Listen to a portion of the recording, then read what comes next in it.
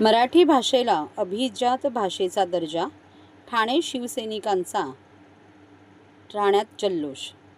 अमृतातेही पेजे जिंका असे ज्ञानेश्वर माऊलींनी जिचे वर्णन केले आहे त्या मराठी भाषेला अभिजात भाषेचा दर्जा केंद्र शासनाने दिला.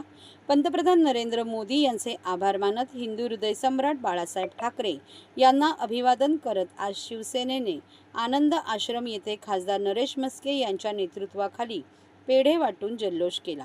मराठी या अद्वितीय भाषेला अभिजात भाषेचा दर्जा मिळाल्याबद्दल खासदार नरेश म्हस्के यांनी तमाम महाराष्ट्रातील जनतेचे अभिनंदन केले.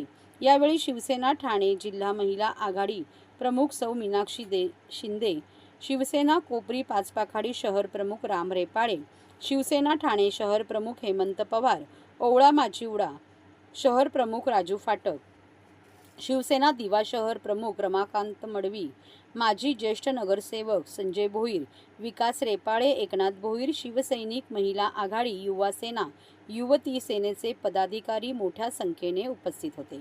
मराठी भाषेला अभिजात भाषेचा दर्जा मिळावा म्हणून गेली अनेक वर्ष प्रयत्न सुरू होते. मुख्यमंत्री एकनाथ शिंदे व उपमुख्यमंत्री देवेंद्र फडणवीस यांनीही पंतप्रधान नरेंद्र मोदी यांच्याकडे पाठपुरावा सुरू केला होता. नीती आयोगाच्या बैठकीत मुख्यमंत्री एकनाथ शिंदे यांनी पंतप्रधान नरेंद्र मोदी यांच्याकडे मराठी भाषेला अभिजात भाषेचा दर्जा मिळावा म्हणून आग्रह धरला.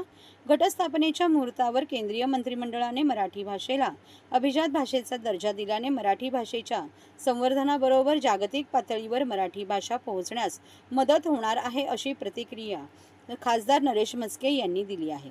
पंतप्रधान नरेंद्र मोदी, केंद्रीय मंत्री श्री तोमर, मुख्यमंत्री एकनाथ शिंदे, उपमुख्यमंत्री देवेंद्र फडणवीस, उपमुख्यमंत्री अजित पवार यांचे महाराष्ट्रातील तमाम जनतेच्या वतीने खासदार यांनी आभार मानले आहेत.